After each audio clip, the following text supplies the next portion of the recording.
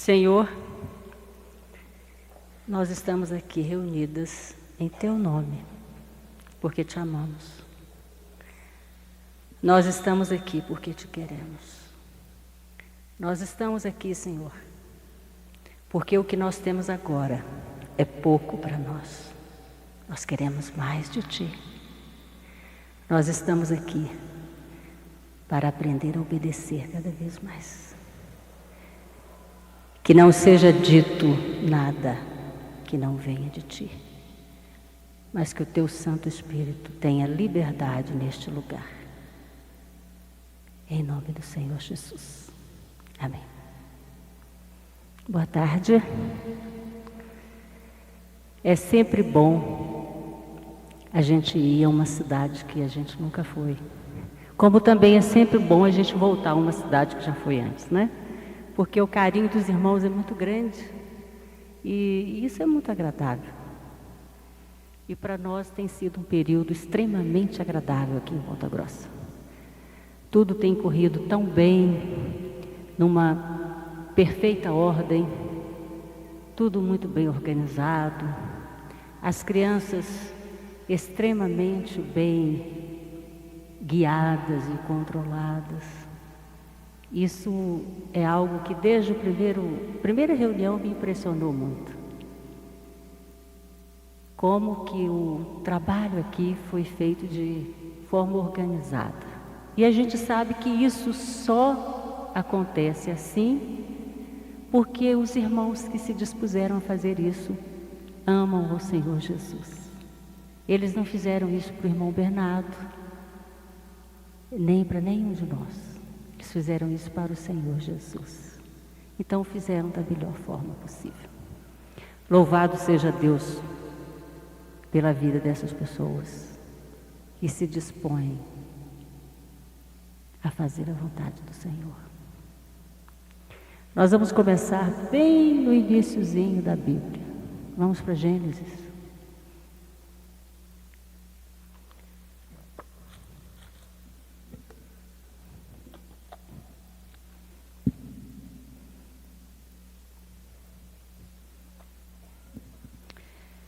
Gênesis capítulo 2.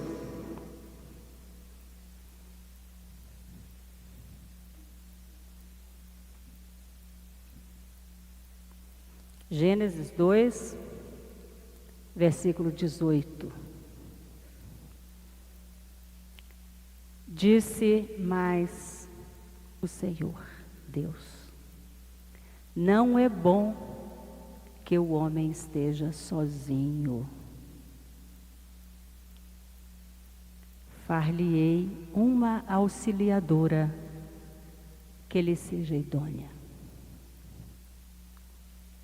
A partir desse instante, minhas irmãs, eu convido vocês para examinarem a sua posição de esposa, verificando se você tem sido idônea no seu casamento. Eu não estou falando de adultério não, tá? Não é só isso não. É de tudo. A idoneidade de uma mulher tem a ver com o nível de compromisso que ela tem com a palavra de Deus. Não é com o marido dela. Se você tem compromisso com a palavra do Senhor, você honra seu marido. Você se submete ao seu marido. Você cuida dos seus filhos. Mas é preciso que você tenha compromisso com o Senhor primeiro. Esse é o início de tudo. Vamos ler mais um pouquinho. Versículo 21. Então, o Senhor Deus fez cair pesado sono sobre o homem, e este adormeceu. Tomou uma das suas costelas e fechou o lugar com carne. E a costela que o Senhor Deus tomara o homem, transformou-a numa mulher e lhe a trouxe E disse o homem, presta bem atenção, não foi Deus quem disse, foi o homem quem disse. Esta, afinal, é osso dos meus ossos e carne da minha carne, chamar-se-á varoa, porquanto do varão foi tomada. O seu marido, quando olha para você, reconhece que você é carne da sua carne e osso dos seus ossos, como Adão reconheceu em relação a Eva? Ou ele tem dúvidas disso?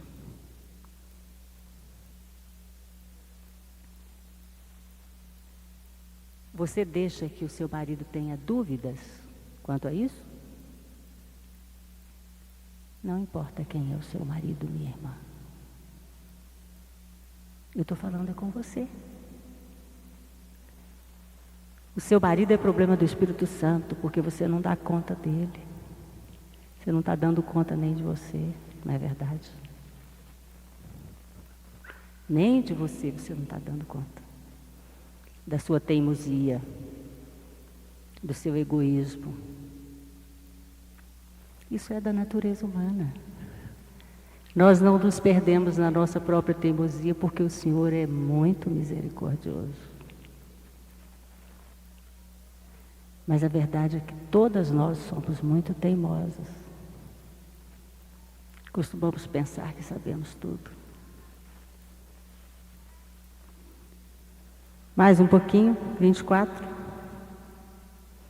Por isso, por esta razão, porque é osso dos meus ossos e carne da minha carne, o homem deixa pai e mãe e se une à sua mulher, tornando-se os dois uma só carne. Se você não for com o seu marido um só osso e uma só carne, ele não vai deixar a família dele para ficar com você. Não reclame da sua sogra, a culpa não é dela, a culpa é sua. Se você for uma boa esposa, o seu marido não vai ficar fazendo comparação entre você e a mãe dele. Mas se você negligenciar, ele vai fazer comparações. E você vai ficar em desvantagem. Não seja tola. Não seja tola. Você tem o Espírito Santo para não ser uma mulher tola. É para isso que Deus nos deu o Espírito Santo. E depois, se ele chegar a comparar você com a mãe dele, concorde com ele. Ela cozinha melhor mesmo, ótimo, ao menos ela cozinha e eu só como. A gente vai aprendendo de tudo. Tá? A sua nora não está à altura do seu filho? O seu filho é muito bom e a sua nora não corresponde? Minha irmãzinha, seu filho está satisfeito com ela? Louvado seja Deus por isso. Ele tem que agradar a ela, né? A sua nora tem que agradar o seu filho, não é a você. Se ela estiver bem com o seu filho, amém. Não olhe para os defeitos dela. Olhe para as qualidades. Quando nós nos casamos, quando nós gostamos de alguém, nós costumamos enxergar nessa pessoa apenas qualidades. Às vezes a pessoa tem até algumas manias. E a gente costuma achar até que aquela mania é um charme. Depois que casa, vira tudo defeito. Não é assim. Ninguém é só defeito. E ninguém é só qualidade. As duas formas de enxergar a outra pessoa são erradas. Nós temos qualidades e temos defeitos. Temos facilidades e temos dificuldades. E o que é que uma mulher sábia faz? Ela procura enxergar as qualidades do marido. Se você achar que o seu casamento está chato, se você acha que o seu casamento está igual, todo dia, monótono, procura se lembrar. Por que foi que você gostou dessa pessoa? O que foi que te atraiu nessa pessoa? O que é que vocês faziam juntos e que agradava a vocês dois? Procure voltar a isso. Você tem que cultivar o seu casamento. Você tem que se dedicar ao seu casamento.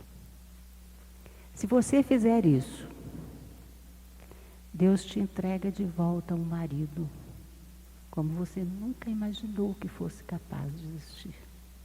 Um marido atencioso, atento às suas necessidades, que faz para você delicadezas que você nunca imaginou que ele fizesse. Que geralmente você só vê em filmes, em romances. E o seu marido faz para você. Além de continuar dia a dia achando que você é a mulher mais atraente que existe. Porque Deus faz isso também. Quando você se dedica ao seu casamento, porque você teme a Deus, você abre uma porta bem grande para o Espírito Santo. E você passa a ter um casamento que nem na época da lua de mel conseguiu sequer chegar perto de tão bom que ele fica. Você tem prazer em estar com a pessoa. Você tem prazer sexual maior do que das primeiras vezes que você esteve com ele. Porque sexo não é pecado não, tá? O Senhor disse, crescei e multiplicai. A gente multiplica através do sexo. E sexo não é para ser ruim não, é para ser bom mesmo. Tá bom? Não tem essa história de que sexo é só para multiplicar, não. Ele dá prazer também. E ele é importante no casamento. É muito importante. Nós temos que estar atentos a tudo isso. Mas nós não teremos um relacionamento bom com o nosso marido em nenhum sentido se nós não nos colocarmos dentro da palavra. Às vezes a gente descuida. E esse descuido é uma brecha que a gente dá. Às vezes você não dá a assistência que o seu marido precisa.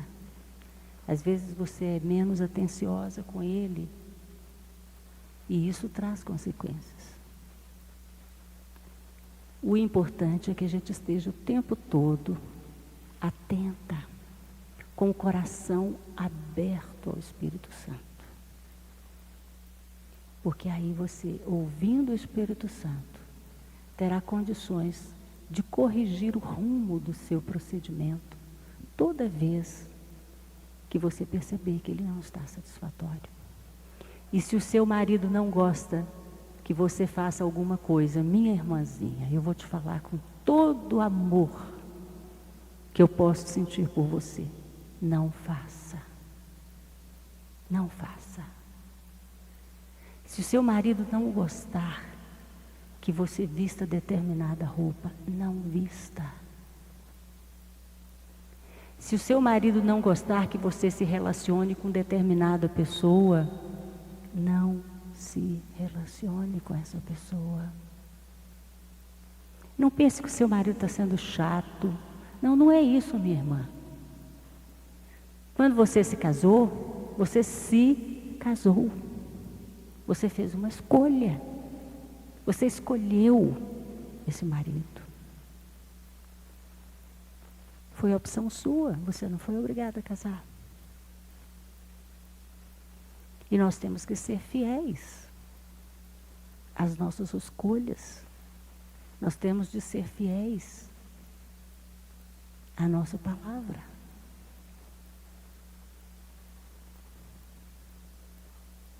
Eu estava conversando essa semana com uma irmã.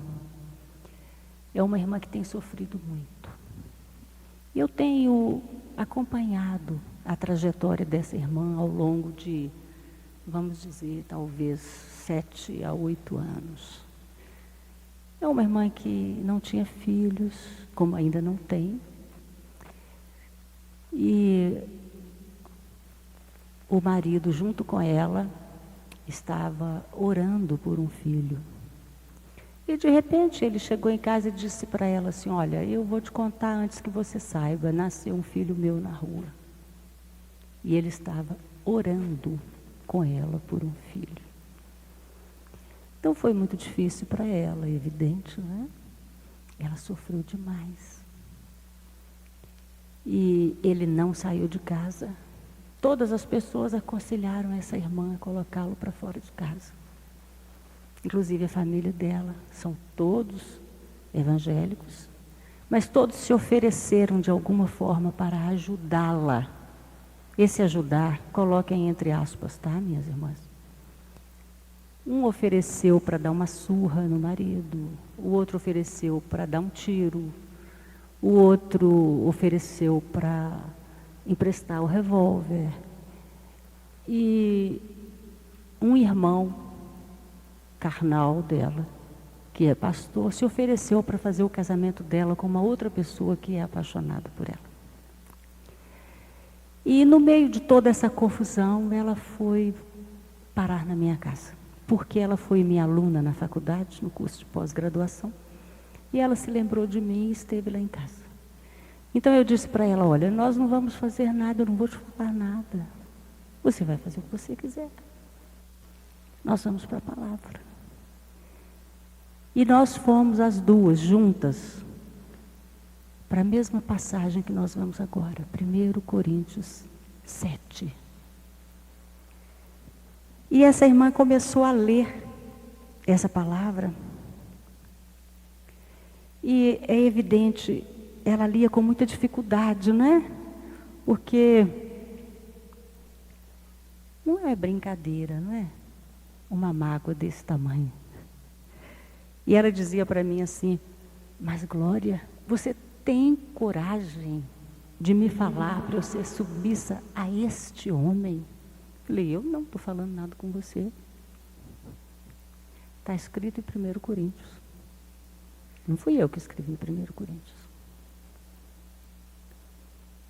Você faz se quiser. Se não quiser, não faz.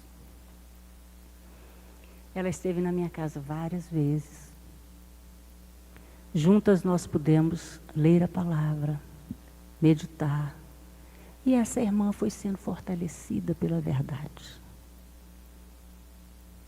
E não mandou que o marido saísse de casa. Então vocês já sabem o que aconteceu. Ele não saiu, né? Ele continuou em casa. E é evidente, ele é responsável por essa criança. Inclusive, diante de Deus, ele é responsável por essa criança. Mas também diante da lei. E não é fácil. Eu sei que não é fácil para ela. Mas ela tem sido uma mulher fiel à palavra. Quando foi essa semana, ela apareceu, ligou e marcou para falar comigo e apareceu lá. Ela estava totalmente diferente. Não é que ela esteja, vamos dizer assim, usando roupas pouco adequadas. Não, não é nada disso. Ela continua se vestindo normalmente e tudo. Mas facilmente se percebe nela uma sensualidade muito forte. Ela não é mais a mesma pessoa. Então eu perguntei: o que houve com você, minha filha? Ela falou: nada. Eu falei: não, houve sim, alguma coisa houve. Você está diferente. Eu nunca vi você assim, você passou um período muito difícil, perdoou seu marido. E na hora que eu falei aquilo com ela, o Espírito Santo me alertou. Então me veio aquela indagação e eu perguntei na mesma hora para ela, será que você perdoou mesmo? Perdoei sim, perdoei. Falei, tem certeza? Tenho sim, só que agora apareceu uma pessoa e começou a chorar. Ela não perdoou o marido. E ela está sendo envolvida num outro relacionamento. Mas qual é o problema dela? É o outro relacionamento? Não. O problema dela está aqui. Porque a palavra está aqui dentro. E o tempo todo ela acusa a si mesma por estar andando errado.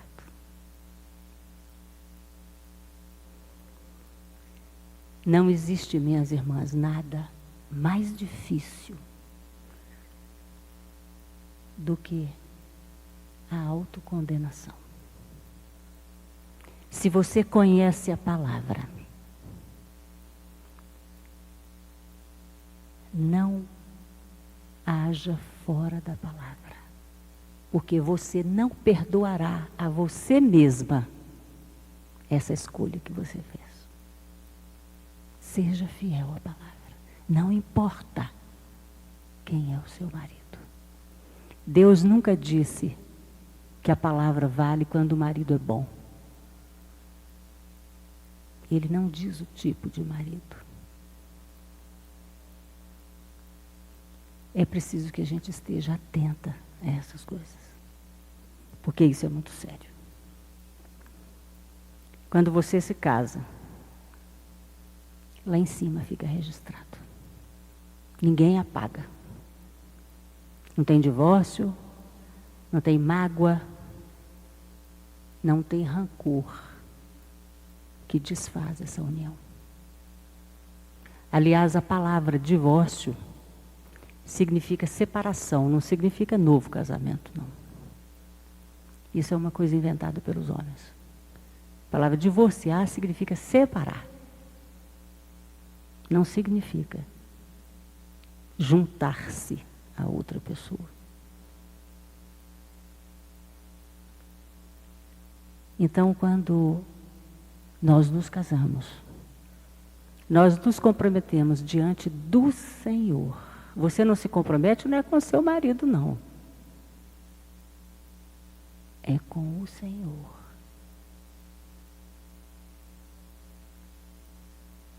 E nós não somos umas pessoas ignorantes. Nós conhecemos a palavra. Né? Mas vamos ler aqui a palavra. A partir do versículo 2, não, vamos a partir do 1 mesmo.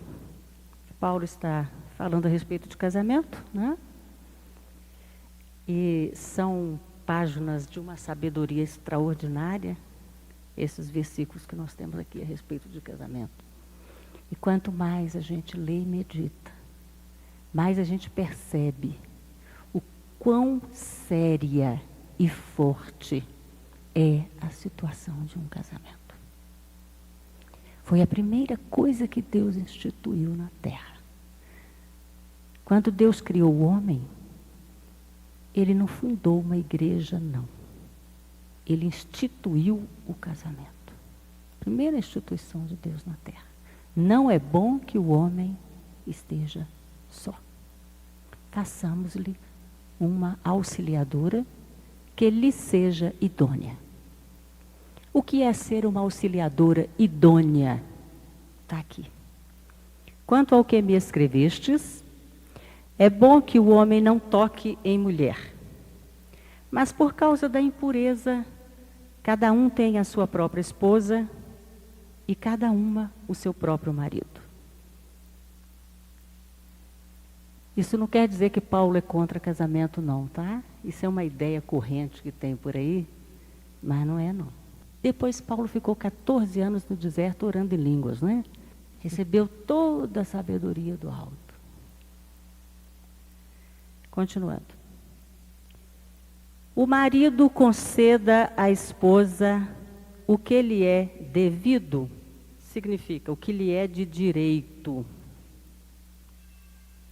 semelhantemente a esposa ao marido. É muito comum a gente pensar, eu tenho direito a ser bem tratada, eu tenho direito a ser delicada, eu tenho direito de ser tratada com delicadeza, eu tenho direito de ser honrada em público, eu tenho direito que o meu marido me trate bem, eu tenho direito que o meu marido facilite a minha vida. Tem sim, minha irmã. Tem direito a tudo isso, é muito mais que você nem sabe. Mas a cada direito, minha irmã, corresponde um dever. Porque o seu marido também tem direitos. A palavra diz, semelhantemente, a esposa conceda ao marido o que lhe é de direito. O que é que um marido tem direito? Vocês já pensaram nisso? O marido tem direito a uma casa em ordem. O marido tem direito às suas roupas bem cuidadas. O marido tem direito aos filhos bem cuidados. O marido tem direito de ser honrado em particular e em público. O marido tem direito de ter um relacionamento sexual agradável com a sua esposa. E você também tem direito a tudo isso, mas é recíproco. Num casamento, não existe nada que seja da responsabilidade de apenas um dos dois. A responsabilidade é dos dois. Porque não tem mais duas carnes ali. Tem uma só carne. Ali tem duas pessoas, dois filhos de Deus que se uniram, tornando-se um.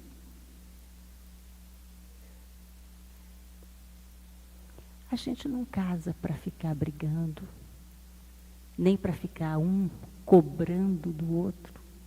A gente não casa para ficar enxergando os defeitos do outro. Ao contrário, nós nos casamos para vivermos em paz e harmonia.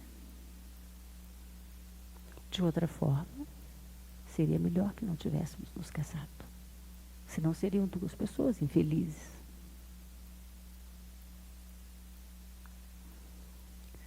Muitas vezes eu sei que algumas coisas que os maridos falam irritam bastante a gente. Eu sou igualzinha a vocês. Eu tenho, às vezes, muita dificuldade. Porque durante toda a minha vida, eu tive uma vida profissional muito ativa. Eu sempre trabalhei fora. E trabalho até hoje, tá, minhas irmãs? Não parei de trabalhar ainda não. Eu sempre trabalhei fora. Então, isso significa que eu sempre tive o meu próprio dinheiro. Eu sempre achei que eu tinha o meu dinheiro, então eu realmente comunicava ao meu marido o que eu ia fazer, mas eu apenas comunicava. Eu não me preocupava se ele estava de acordo, se não estava. Isso realmente nem passava pela minha cabeça. Porque aquele era o meu costume. Né? Até que um dia eu entendi que o que havia de errado no meu casamento é porque eu não era submissa ao meu marido. Eu não pedia opinião para nada, eu fazia o que me dava vontade. É evidente que eu não ficava na rua, fora de hora, eu saía só para trabalhar, tudo bem, né? Mas eu dispunha do meu dinheiro do jeito que eu queria, eu fazia conforme eu queria, fazia na hora que eu queria, eu convidava para ir à minha casa quem eu queria. Isso não é casamento? Pode ser qualquer outra coisa, menos casamento. A casa da gente é o lugar mais importante para a gente. Se uma pessoa desagrada ao seu marido, por que levar essa pessoa para dentro da sua casa? Isso é falta de sabedoria. Quando a gente se casa, a palavra é muito clara: deixa pai e mãe. Você vai abandonar os seus pais? Não. Mas a sua família, a partir dali, é o seu marido e os filhos que vierem do casamento. Essa é a prioridade. Se uma pessoa desagrada ao seu marido, por que levar essa pessoa para dentro da sua casa? Isso é falta de sabedoria. Quando a gente se casa, a palavra é muito clara: deixa pai e mãe. Você vai abandonar os seus pais? Não. Mas a sua família, a partir dali, é o seu marido e os filhos que vierem do casamento. Essa é a prioridade. Você vai continuar se relacionando com seus pais. Muitos dos valores que os seus pais te ensinaram, você vai colocar em prática no seu próprio casamento. Mas muitos não. Porque o seu pai ou a sua mãe te ensinou e eles são mais velhos, não quer dizer que é o melhor para você. O melhor para você e para a sua família é aquilo que você e o seu marido consideram mais importante. Se você queria permanecer nos valores dos seus pais, ficasse na casa deles. Agora, sair fisicamente, mas não sair de verdade, só traz contenda e problema. Tenha muito cuidado com isso. Aqui no Brasil, nós somos muito apegados à família. Isso costuma, às vezes, trazer dificuldades. Todo final de semana, não, tem que ir para a casa da minha mãe, tem que almoçar na casa da minha mãe. Não, não é assim. Você pode até ir. É mais fácil? Costuma ser, porque aí não precisa fazer nada. Cobrar na casa da mãe, né? Mas foi para isso que você se casou? Ou foi para você ter o seu domingo com a sua família? Você e o seu marido e os seus filhos.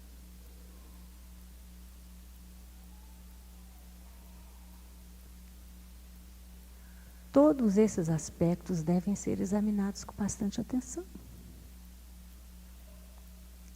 Você tem um casamento bom? Ótimo. Mas ele pode ficar muito melhor. O seu casamento não está bem? Vamos ver o que é, minha irmã. Deus mostra para você o que deve ser mudado. E Ele mostra mesmo, de verdade. Depois que eu comecei a me esforçar para ser submissa, porque foi um esforço muito grande para mim, eu não sei se para vocês para mim foi bastante difícil me tornar uma pessoa submissa, e de vez em quando eu ainda piso na bola. Muito, bastante até. Semana passada mesmo eu fiz isso. Só que a prejudicada foi apenas eu. Ninguém mais foi prejudicado. Quando eu saio da palavra, só eu sou prejudicada com aquilo. Porque cada um é responsável por si mesmo, né? Diante de Deus. Então eu venho aprendendo dia a dia como fazer. Dia a dia eu venho aprendendo a olhar para o meu marido e enxergar dele um homem íntegro, honesto, bom, carne da minha carne, ao qual eu devo ser submissa conforme a palavra diz. Não é por causa dele, é por causa do meu Jesus. Quando nós nos casamos, nós costumamos pensar assim: a minha vida está resolvida. Tem algumas meninas aqui que ainda não se casaram, né? Não resolve não, tá, gente? Marido não resolve a vida de ninguém, não. Só Jesus resolve a vida da gente. Só Jesus, mais ninguém resolve.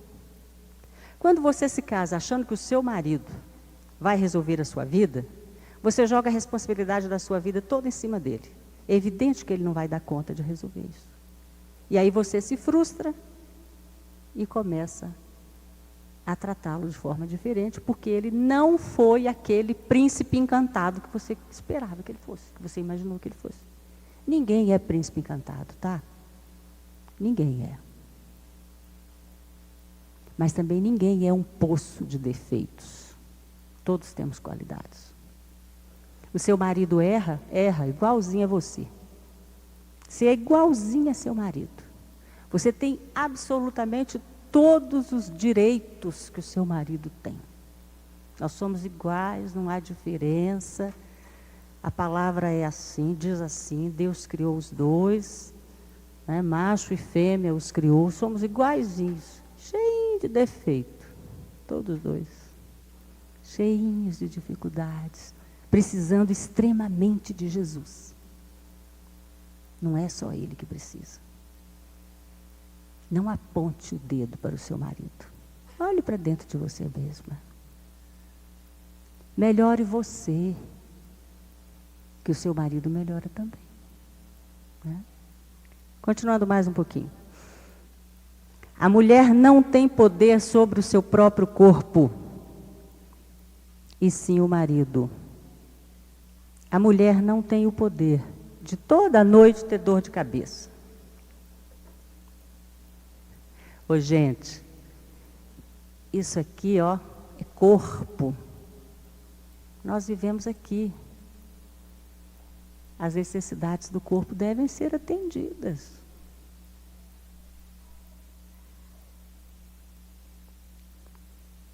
Nem cola mais a desculpa de dor de cabeça, né? Pelo menos, se quiserem uma desculpa, arranjem uma um pouquinho mais inteligente. A mulher não tem poder sobre o seu próprio corpo, e sim o marido. E também, semelhantemente, o marido não tem poder sobre o seu próprio corpo, e sim a mulher. É sempre de lado a lado. Você também tem direito sobre o corpo do seu marido. Mesmo porque quando Deus criou Eva para Adão, ele criou Eva para Adão. Ele não criou Eva, Maria, Joana, não. Criou Eva para Adão, uma mulher para um homem. Ao longo da história, principalmente durante o período da lei, nós vimos que isso foi extremamente deturpado, a ponto de terem homens que tinham centenas de mulheres. Mas não foi isso que Deus criou.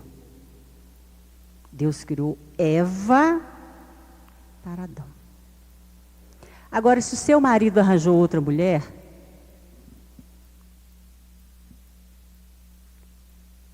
e se você é cristã, se você não é, mas se você é, minha irmãzinha, deixa o Espírito Santo limpar isso. Ele limpa qualquer mágoa. Perdoa seu marido. Não perdoa nas suas próprias forças, não, que você não pode. Busca Deus. Deixa Deus limpar seu coração. Se o seu marido gastou tudo que vocês tinham em noitadas, com mulheres, com negócios mal feitos, minha irmã, não viva do passado. Não fique cobrando do seu marido um dinheiro que ele jogou fora. Quem olha para trás vira estátua de sal. Não vai para frente, não evolui. Seja livre em Jesus. Perdoa, procura perdoar. Busca Deus para Ele te capacitar para perdoar esse marido. Não deixe que essa mágoa agarre no seu coração, vire amargura, e amanhã ou depois você aparece enferma. Eu conheço muita gente que tem câncer, que tem artrite, que teve infarto, que teve derrame por causa de mágoa.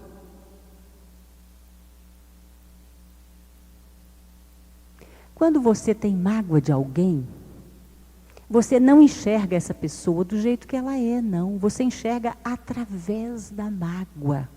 Então você tem uma visão deturpada dessa pessoa. Pode ser até que você pense, mas é um desaforo, ele fez tanta coisa comigo, agora eu vou perdoar. Escuta, Jesus perdoou tudo. Você não escolheu Jesus? Então, vamos de glória em glória, nos transformarmos na imagem e semelhança de Jesus. Esse glória em glória significa de renúncia em renúncia. Joga o orgulho de lado, minha irmã. Você não está se humilhando, não. Quando você perdoa o seu marido, você não está se humilhando. Você está sendo sábia. Você está sendo uma pessoa que é capaz de perdoar. O perdão é a coisa mais linda que existe. Sabe por quê? Porque ele faz a gente ficar livre.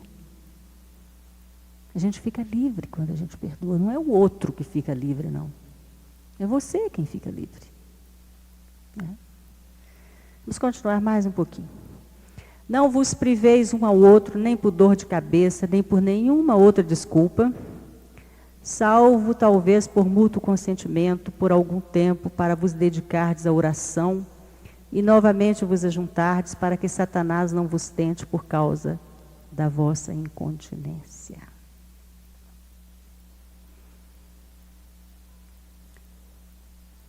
Eu conheci uma moça jovem, ela é bastante jovem ainda, bastante bonita, e que o marido costumava dizer para ela, olha, nós vamos ficar essa semana em abstinência sexual, porque nós vamos orar. Combinavam uma semana. E no fim ela estava desejando todo e qualquer homem que passava na rua. Não entre nisso. Seja honesta com seu marido. Ó bem, uma semana não, 2 dias eu até aguento. Marido e mulher tem que ser assim, gente. Você vai ter vergonha de quem? De você mesma? Vocês não são uma só carne? Nós somos uma só carne com o nosso marido. Então, temos que ter sabedoria em todo sentido. Temos de ter discernimento em todo sentido. As coisas devem ser conversadas, compartilhadas. Isso é comunhão. Isso é comunhão. Isso é muito sério, não é tolice? É muito sério.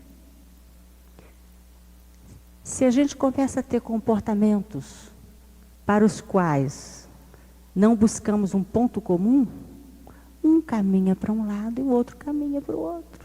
Daqui a pouco entra uma terceira pessoa nesse relacionamento. E aí a coisa complica cada vez mais. Não é mesmo? Paulo adverte muito aqui, logo adiante, no versículo 9. Depois que ele recomenda que as pessoas que tenham necessidade se casem, então ele diz assim, caso, porém, não se dominem, que se casem, porque é melhor casar do que viver abrasado. Sabe o que é viver abrasado? É colocar o sexo em primeiro lugar na sua vida. Isso é que é viver abrasado. Ofusca tudo mais. Você só tem aquela ideia fixa. Então, se realmente isso é um problema para você, é necessário que você se case. E é necessário que você tenha uma vida sexual saudável. A palavra diz que tanto para um caso como para outro, é dom de Deus. Tanto para ficar solteiro, como para se casar. Se é dom de Deus, então vamos exercer esse dom com sabedoria, conforme Deus nos dá, não é mesmo? Vamos reler Efésios 5.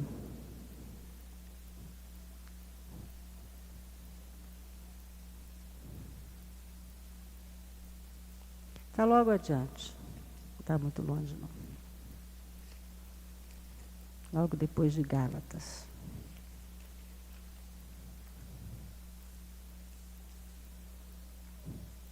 A partir do versículo 22. Teve uma vez que eu fui conversar com um grupo de irmãs, era mais ou menos num ambiente como esse aqui. Só que estava lotado. Era uma convenção lá de uma igreja e por acaso eles me convidaram, que é coisa muito rara eles me convidarem assim. Mas me convidaram e eu fui.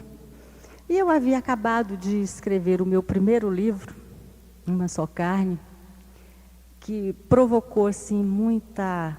Eu recebi muito telefonema, as pessoas me ligaram demais. E tanto teve gente que gostou como gente que detestou o meu livro. Então, antes de eu começar lá a reunião, eu disse, irmãs, nós vamos ler, eram só mulheres, nós vamos ler então Efésios 5, a começar do versículo 22. Aí uma irmã levantou a mão e me disse assim, irmã Glória, eu pensei que a senhora era uma mulher mais esclarecida, porque a senhora é uma professora universitária, a senhora vem me falar em submissão. Aí eu disse para ela, minha irmã, eu não tenho nada para te responder, a não ser o seguinte, você tem uma Bíblia? Ela falou, tenho. Eu falei, então abre aí. Vê se na sua está escrito o mesmo que está na minha. Tá. Falei, bom, então está respondido. Não sou eu que estou dizendo para você ser submissa. Você pode até não ser, o problema é seu. Eu estou te dizendo que se você for submissa, se você atender a palavra de Deus, você terá um resultado maravilhoso no seu casamento. Eu estou te dizendo isso porque eu própria tenho experimentado isso. Assim, nos mínimos detalhes. Ontem, por exemplo, no hotel, foi muito interessante. O meu marido é um homem muito delicado, sabe? Muito delicado. Muito atencioso. E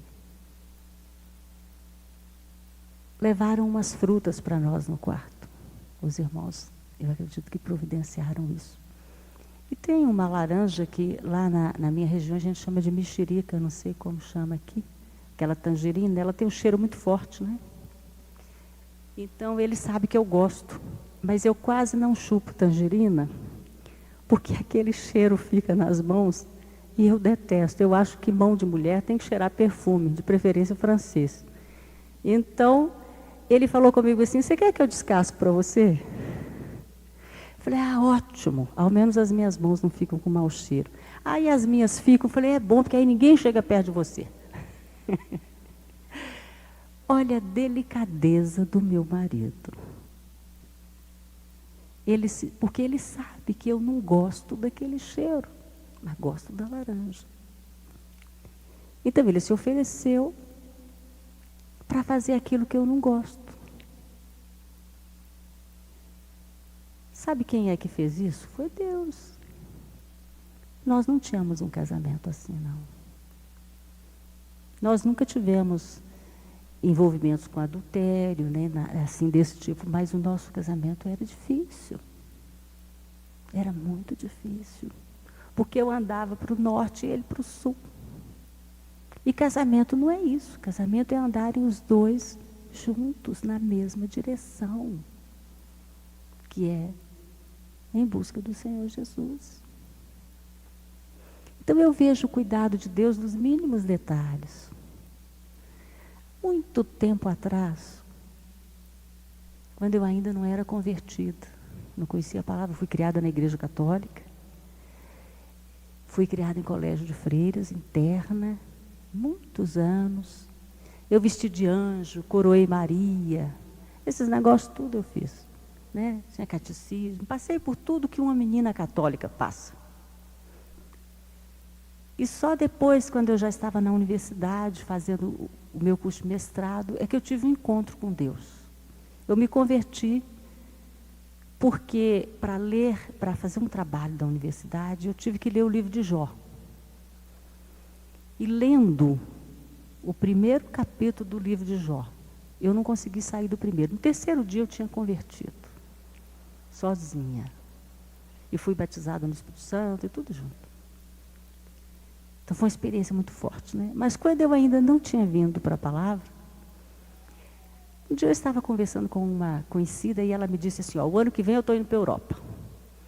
Eu vou fazer 50 anos e eu quero passar meus 50 anos em Paris. E eu pensei, não falei nada com ela, mas eu pensei, eu também gostaria de ir à Europa. Isso tem muito tempo, tem uns 30 anos isso. E nunca mais me lembrei que eu havia desejado ir à Europa. Nem falei. Foi há 4 anos atrás, eu fui à Europa. E quando eu estava lá, visitando um museu muito bonito, eu me lembrei que há mais de 20 ou 30 anos atrás eu tinha tido aquele desejo. E eu não tinha vindo para a palavra. Mas Deus não se esqueceu daquele meu desejo. Ele não se esquece de nada, gente. Ele não dorme. Ele está sempre atento. E se você deseja que o seu marido seja de tal e tal forma, não fala para ele que você quer que ele seja assim, não. Fala para Jesus. Porque Jesus muda o seu marido. Só que Jesus só pode mudar o seu marido se ele mudar você primeiro. Ele entra através de você. Cuida de você. Melhora você primeiro. Através da sua mudança, ele alcança o seu marido, a sua família toda. Então vamos ler aqui o que a palavra diz. As mulheres sejam submissas ao seu próprio marido, como ao Senhor. Porque o marido é o cabeça da mulher, como também Cristo é o cabeça da igreja, sendo este mesmo Salvador do corpo. Como, porém, a igreja está sujeita a Cristo, assim também, ou seja, da mesma forma, as mulheres sejam em tudo submissas ao seu marido. Por enquanto a gente vai parar só aqui. Ser submissa. Ser submissa, gente, não é se humilhar, não, tá? Há uma diferença muito grande entre jugo e submissão. Deus não está mandando que você deixe o seu marido exercer jugo sobre você, não. Deus está dizendo que você deve ser submissa. Ou seja, você deve atender ao que o seu marido diz e gosta de uma forma delicada e por sua própria vontade. Não adianta nada você dizer assim, eu sou submissa, tem que ser, né? Deus manda. Isso não é submissão, não. Isso aí não é, não. Isso é rebeldia. Ser submissa é você, mesmo num momento em que lhe parece desagradável aquilo que o seu marido está dizendo para você fazer, você, por causa da palavra,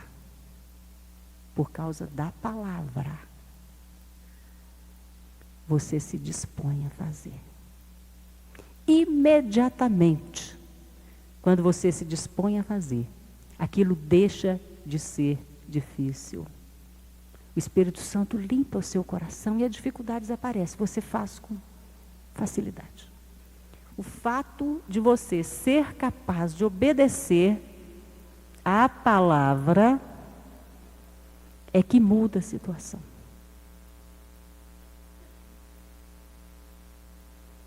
E o primeiro passo para isso, minha irmã, é você tirar o marido do altar, viu? No altar a gente só põe Jesus. Marido não. Para de ciumar do seu marido. Olha, eu era tão ciumenta, gente. Mas eu era tão ciumenta que eu sofria por antecipação. Quando eu imaginava que alguma mulher podia chegar perto do meu marido, eu já estava sofrendo. Olha que tolice. Eu sofria antes. Ele sempre viajou, meu marido comercia com pedras preciosas. E ele viajava para o exterior, ficava 30 dias, 40 dias, e eu ficava aqui morrendo, imaginando como é que ele estava lá no meio daquelas mulheres. Eu pensava, aquelas americanas, elas não respeitam nada, não ligam para nada, está dando tudo de cima dele. E eu ficava aqui sofrendo, olha que bobagem, que tolice. Não é assim. Né? Tira o marido do altar, bota Jesus lá no altar. Quando você tira o marido e coloca Jesus, seu marido fica correndo atrás de você. Esse é o segredo. Se você quer mais atenção do seu marido, minha irmãzinha, dá mais atenção para Jesus. É uma consequência da sua fidelidade à palavra. Quando você tem coragem de, num momento desses, buscar Jesus, Jesus pode honrar você. Né? E sabe como é que a gente faz isso? Fundamentalmente? Salmo 62. Só o primeiro versículo.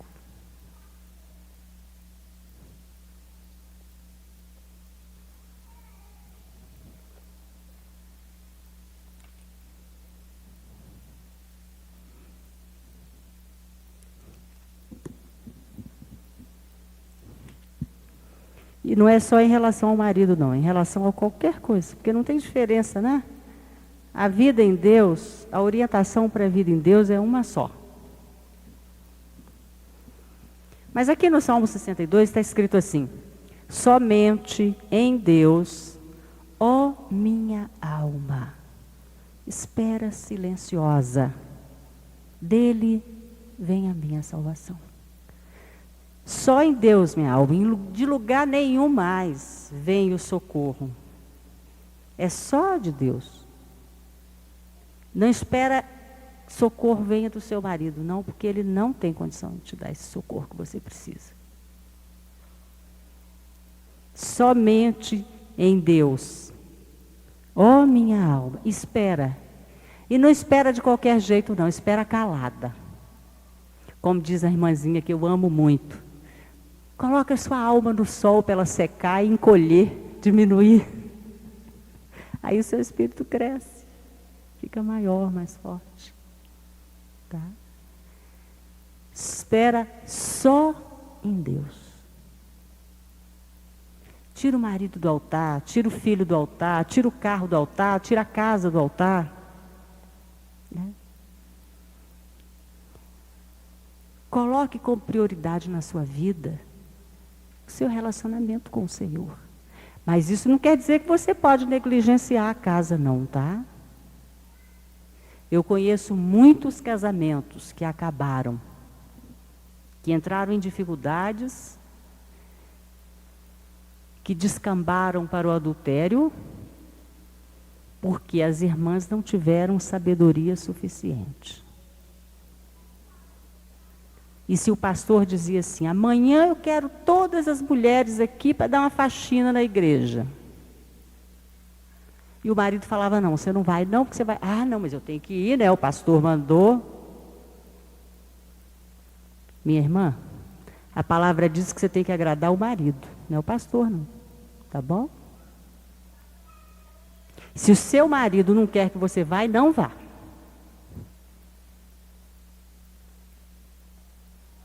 Não tem essa história de outro homem te dar ordens, não.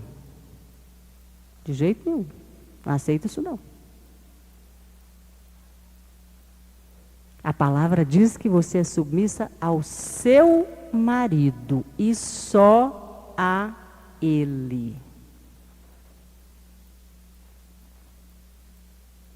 Eu conheço muita gente que entrou em problemas por causa disso. Eu conheço uma irmãzinha que até hoje tem problemas com o marido, porque ela ia para a igreja, ele não se converteu até hoje em razão da atitude errada dela.